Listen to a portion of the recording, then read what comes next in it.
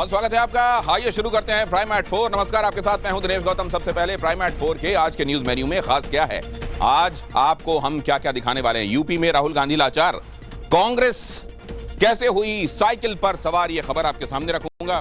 खबर यह भी कि बीजेपी के तीखे सवाल, रॉबर्ट वाड्रा की संपत्ति पर क्यों मचा फिर से बवाल, ये भी आपके सामने होगा। दिल्ली में प्रदूषण पर महाभारत कौन कर रहा है सियासत, ये भी आज प्राइम एट 4 आपको बताएगा। और साथ ही सावधान, आने वाला है डाना तूफान, कहां कहां है हाई अलर्ट, कहां रखनी है सावधानी, डाना से जुड़ा हुआ पूरा मामला आपके सामने प्राइम एट 4 में। और सबसे पहले इस पहली खबर को आप ध्यान से देखिए। डाना तूफान से जुड़ा हुआ हर एक अपडेट है यहां पर। तूफान को लेकर ओडिशा में खास तौर से हाई अलर्ट है। ओडिशा तट के बेहद करीब पहुंच गया है ये साइक्लोनिक टाइफून। 10 लाख लोगों को सुरक्षित जगह पर शिफ्ट किया गया है। ओडिशा के कई जिलों में तेज हवाओं के साथ बारिश हो रही है। देखिए जरा तस्वीरें। बंगाल की खाड़ी से उठने वाला यह तूफान डाना अपना रौद्र रूप दिखा रहा है। यह बेहद तेज रफ्तार से तट की तरफ बढ़ रहा है। आज रात डाना तूफान 120 किलोमीटर प्रति घंटे की रफ्तार से ओडिशा के पुरी और पश्चिम बंगाल के समुद्र तट से टकरा सकता है, जिसको लेकर मौसम विभाग ने अलर्ट जारी किया है। तूफान का असर बिहार और झारखंड तक में महसूस किया जा सकता है।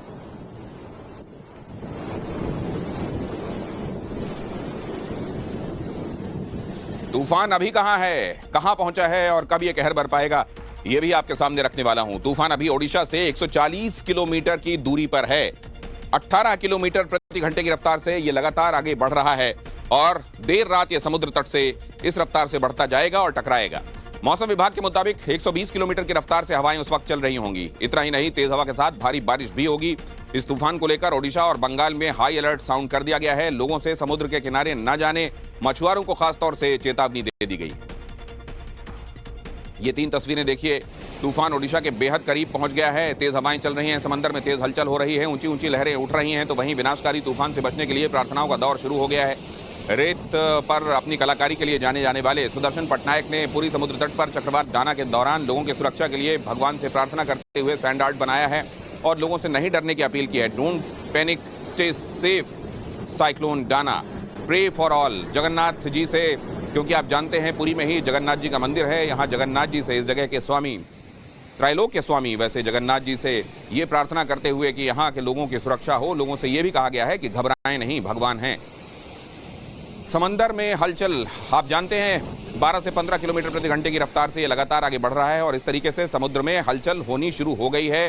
कई जगहों पर हवाएं और उसके साथ छींटे आप देख रहे हैं, महसूस किए जा रहे हैं। ये बारिश के छींटे और साथ में हवाएं ये बता रही हैं कि डाना 120 किलोमीटर की तूफानी रफ्तार अपने साथ लेकर बस पहुंचने ही वाला है।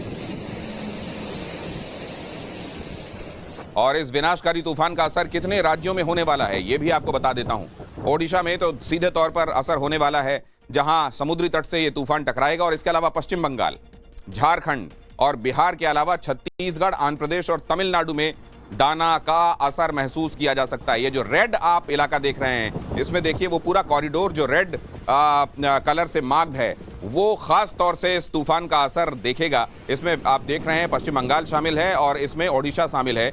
लेकिन इसके अलावा जो येलो कॉरिडोर आप देख रहे हैं, जिसमें बिहार है, छत्तीसगढ़ है, आंध्र प्रदेश और तमिलनाडु, ये इसके बाद का वो इलाका है जिसको आप एक तरीके से येलो अलर्ट पर रख सकते हैं।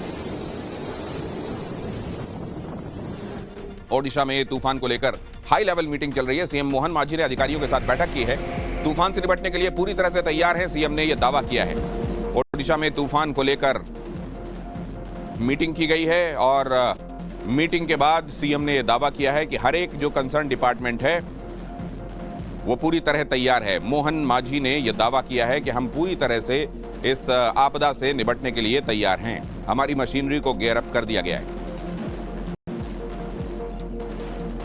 तूफान डाना से निपटने की बड़ी तैयारियां की गई हैं। क्या क्या तैयारियां की गई हैं? तूफान के चलते 500 से ज्यादा सबसे पहले ट्रेनें रद्द की गई हैं। आज शाम 5 बजे से 16 घंटे के लिए विमानों पर भी रोक लगा दी गई है।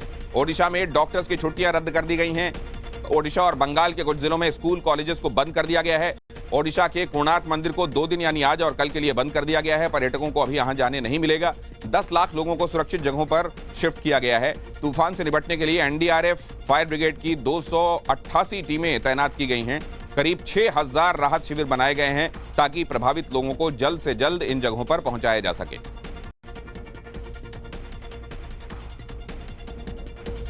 और इस वक्त ये बड़ी खबर देखिए, उत्तराखंड से उत्तरकाशी में मस्जिद को लेकर बवाल चल रहा है। उत्तराखंड के उत्तरकाशी में मस्जिद को लेकर बवाल, सड़क पर हिंदू संगठनों का जबरदस्त हंगामा, मस्जिद हटाने की मांग को लेकर निकाली गई रैली, प्रदर्शनकारियों और पुलिस के बीच में हुई नोकझोंक। यहां पर आप देख रहे हैं उत्तराखंड के उत्तरकाशी की ये तस्वीरें।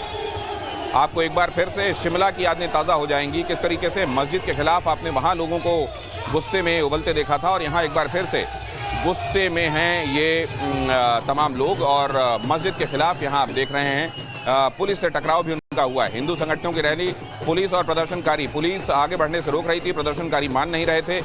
पुलिस ने एक तरीके से अपने, ये आप देख रहे हैं, उन्होंने अपने डंडों को ही लेकर एक तरीके से बैरिकेडिंग की हुई है और यहाँ उनको पीछे की तरफ धकेला जा रहा है, जबकि प्रदर्शनकारी आगे बढ़ने की कोशिश कर रहे हैं। पुलिस ने फ्लैग मार्च करके इलाके में शांति स्थापित करने की कोशिश की है। उत्तराखंड के उत्तरकाशी में एक मस्जिद हटाने को लेकर हिंदू संगठन सड़कों पर उतर आए हैं। हिंदू संगठनों ने आज जन आक्रोश रैली निकाली, जिसमें साधु संतों के साथ सैकड़ों लोग शामिल हुए। इस दौरान पुलिस ने प्रदर्शनकारियों को मस्जिद की तरफ जाने से भी रोका। आज हिंदू संगठनों की अपील पर उत्तरकाशी में सभी बाजार बंद रखे गए हैं। हालांकि प्रशासन का कहना है कि जिस मस्जिद को लेकर आक्रोश है वो वक्फ बोर्ड की ही जमीन पर बनी है।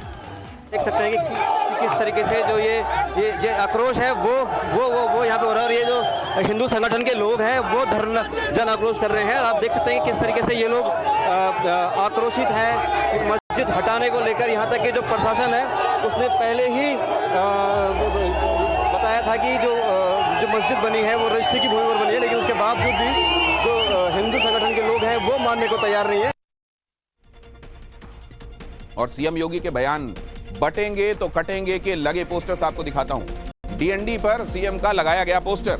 ये दिल्ली का दिल्ली नोएडा दिल्ली फ्लाईवे है, जहां पर बटेंगे तो कटेंगे का पोस्टर लगाया गया। ये पोस्टर दिल्ली और यूपी को जोड़ने वाले इस डीएनडी ब्रिज पर लगाया गया है। पोस्टर पर सीएम का वो बयान लिखा हुआ है जिसमें उन्होंने बटेंगे तो कटेंगे की बात की थी। इस पोस्टर को लगाने का मकसद क्या है, हमारी संवाददाता शिवानी ने रिपोर्ट आपके लिए जुटाई।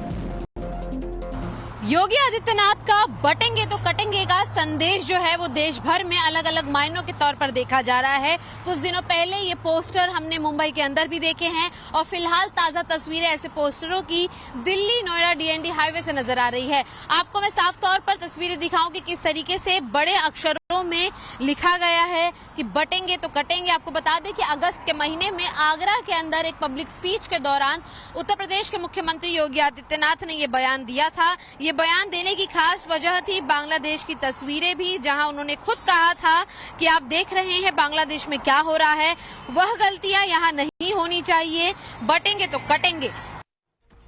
और आगे आपको दिखाने वाला हूं कांग्रेस लाचार साइकिल पर सवार, लेकिन उससे पहले देखिए अखिलेश ने राहुल के साथ तस्वीर को पोस्ट किया है। अखिलेश और राहुल की ये तस्वीर देखिए। अखिलेश ने राहुल के साथ ये तस्वीर पोस्ट की। अखिलेश यादव ने एक्स पर पोस्ट करके लिखा, हमने ये ठाना है, संविधान, आरक्षण, सौहार्द बचाना है, बापू बाबा साहेब लोहिया के सपनों का देश बनाना है। उपचुनाव पर कांग्रेस के खेमे से ये बड़ी खबर आपको बता दूं, उपचुनाव में कांग्रेस नहीं उतारेगी अपने उम्मीदवार, सोर्सेस ने बताया। सपा के उम्मीदवारों को कांग्रेस समर्थन देगी, सोर्सेस बता रहे हैं। कहा यह भी जा रहा है कि कांग्रेस ने उपचुनाव में सपा को बड़े भाई की भूमिका में रखा है, तो नाम के लिए इंडी गठबंधन होगा, लेकिन उम्मीदवार सपा के ही होंगे। ये लगभग तय माना जा रहा है।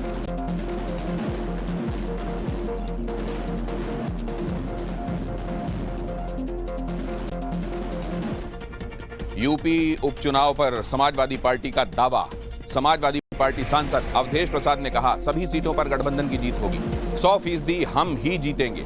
उपचुनाव पर डिप्टी सीएम ब्रजेश पाठक का बयान, उपचुनाव को लेकर बीजेपी पूरी तरह से तैयार है, 9 की 9 सीटों पर विजय दर्ज करेंगे, जनता का आशीर्वाद बीजेपी के साथ है। तो ये दावे और उस पर आप देख रहे हैं काउंटर क्लेम्स। समाजवादी पार्टी दावा कह रही है, अवधेश प्रसाद कह रहे हैं सभी सीटों पर गठबंधन की जीत होगी, 100% हम ही जीतेंगे। तो उधर ब्रजेश पाठक पर डिप्टी सीएम ब्रजेश पाठक ने कह दिया है इस पर कि उपचुनाव को लेकर बीजेपी पूरी तरह तैयार है, किसी को गलतफहमी नहीं रहनी चाहिए, 9 की 9 सीटें हमारे पास होंगी। सभी सीटों पर समाजवादी पार्टी और इंडिया गठबंधन की हमारी सीटें जीतेंगी। पूरा विश्वास 101%।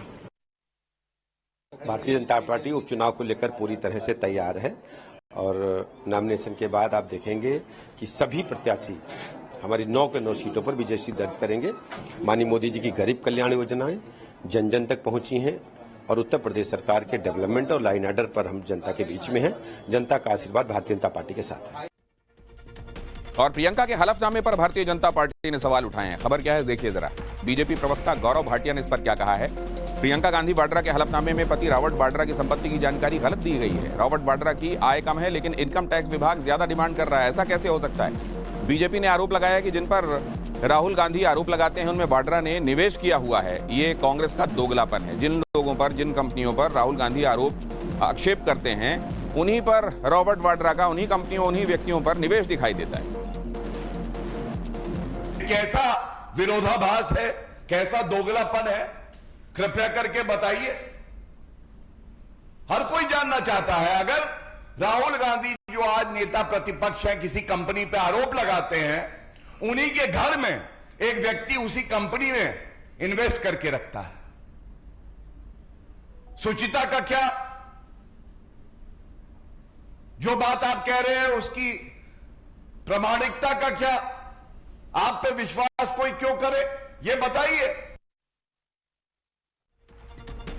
और प्राइम एट 4 अगली खबर ये कि रॉबर्ट वाड्रा ने भारतीय जनता पार्टी पर इस बात को लेकर पलटवार किया है। नाकामियों को छिपाने के लिए मेरा नाम ले लिया जाता है। जब भी असल मुद्दों से भटकाने की कोशिश हो मेरा नाम सामने आ जाता है। मेरे ऊपर बेबुनियाद आरोप लगते हैं। मैं एक एक सवाल का जवाब देने के लिए तैयार हूं, रॉबर्ट वाड्रा ने कहा।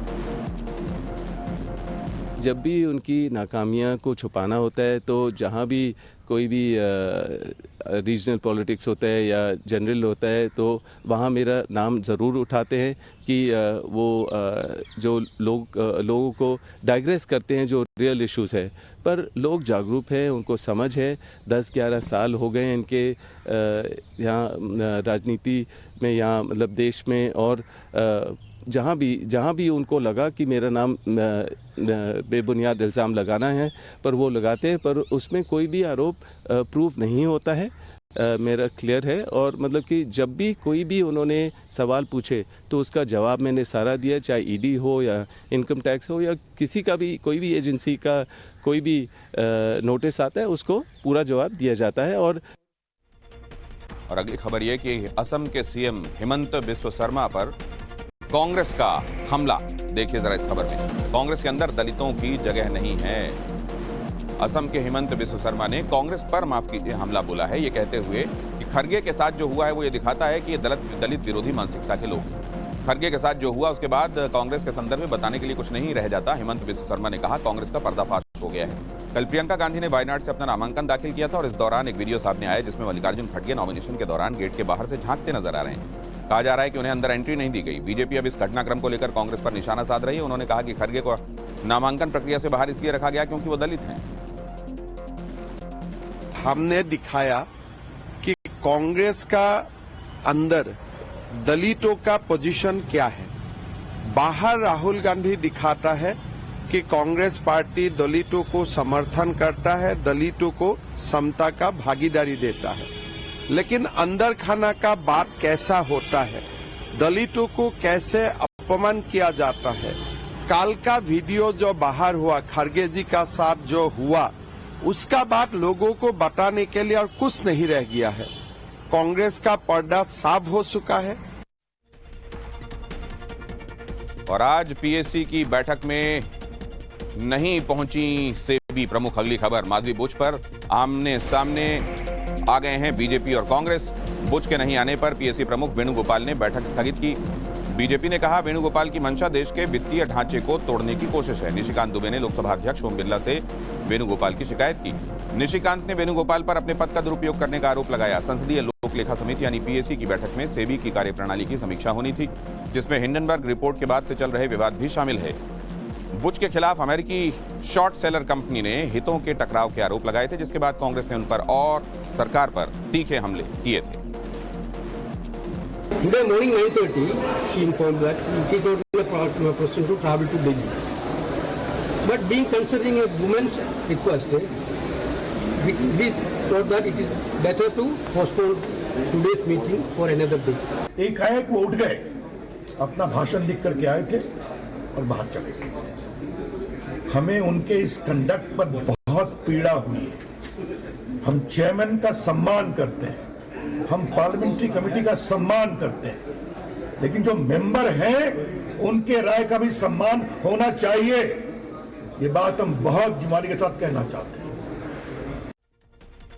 और वर्ली सीट से आदित्य ठाकरे ने नामांकन पत्र भर दिया है। नामांकन से पहले आदित्य ठाकरे ने रोड शो भी निकाला। आदित्य ठाकरे बोले, हमारी सरकार बनना तय है। नामांकन और नामांकन से पहले रोड शो, साथ में ये दावा कि सरकार तो हमारी ही बनने वाली है। आदित्य ठाकरे, इस बार का चुनाव कितना चैलेंजिंग है आपके लिए? मुझे तो महाराष्ट्र के लिए जो चैलेंज है वो है लुटेरू सरकार को भगाना है, भ्रष्ट सरकार को भगाना है, वही सबसे बड़ा चैलेंज। लेकिन इस बार कहा जा रहा है जो महायुति है उनकी तरफ से दावा किया जा रहा है मुकाबला आपके लिए अच्छा नहीं होने वाला है।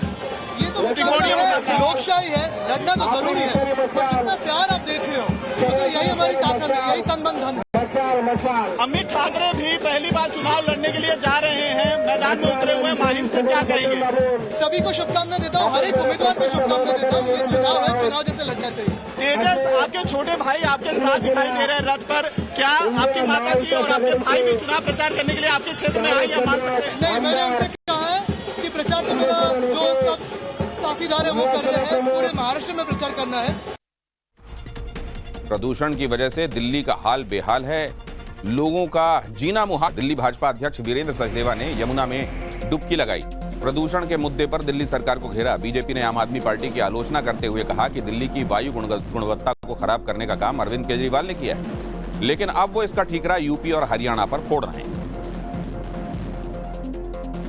लेकिन आतिशी मार लेने की मजबूरी है कि पंजाब सरकार को डिफेंड करना है, क्योंकि पंजाब सरकार हेलीकॉप्टर प्रोवाइड सर्विसेज है जो अरविंद केजरीवाल के लिए सुविधाएं देती है, तो इसलिए उनको बचाने के लिए उनको बोलना पड़ेगा। और रही बात यूपी की, तो मुझे इतना ज्ञान नहीं है जितना आतिशी मार लेना को होगा। हमारी दाईं तरफ हरियाणा है, बाईं तरफ यूपी है।